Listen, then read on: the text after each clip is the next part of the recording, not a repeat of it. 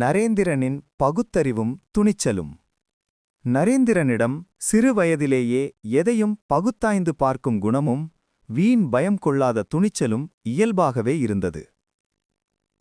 பிரம்மராட்சஸ் சோதனை.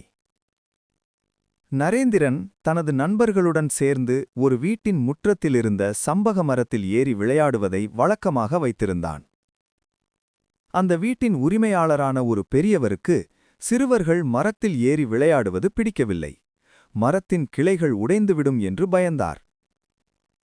சிறுவர்களை அங்கிருந்து கலைப்பதற்காக அவர் ஒரு பொய்யை கூறினார். தம்பிகளா, இந்த மரத்தில் ஏறி விளையாடாதீர்கள். இதில் ஒரு பயங்கரமான பிரம்மராட்சஸ், அதாவது பேய் இருக்கிறது. அது இந்த மரத்தில் ஏறுபவர்களின் கழுத்தை முறித்துவிடும் என்று பயமுறுத்தினார்.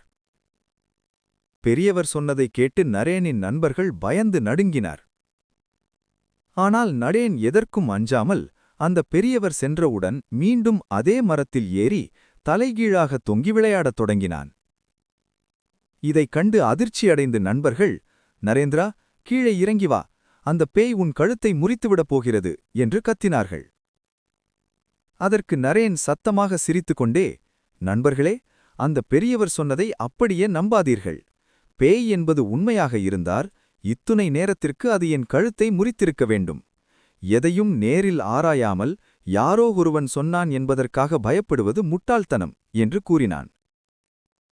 தலைமை பண்பும் சாகசமும். மற்றொரு முறை ஜிம்னாஸ்டிக்ஸ் பயிற்சியின் போது ஒரு கனமான இரும்புத் தடி எதிர்பாராத விதமாக விழுந்து அங்கிருந்த ஒருவருக்கு பலத்த காயம் ஏற்பட்டது. இரத்தத்தைக் கண்டதும் மற்றவர்கள் பயந்து சிதறி ஓடினர். ஆனால் நரேன் மட்டும் அங்கிருந்து நகரவில்லை. பதற்றப்படாமல் தனது துணியை கிழித்து காயம்பட்டவருக்கு முதலுதவி செய்தார். பின்னர் ஒரு வண்டியை வரவழைத்து அவரை மருத்துவமனைக்கு கொண்டு சென்று உயிரை காப்பாற்றினார். இத்தகைய துணிச்சலான செயல்களும் எதையும் காரண காரியத்துடன் அணுகும் முறையுமே நரேந்திரனை ஒரு சிறந்த தலைவனாக மாற்றியது.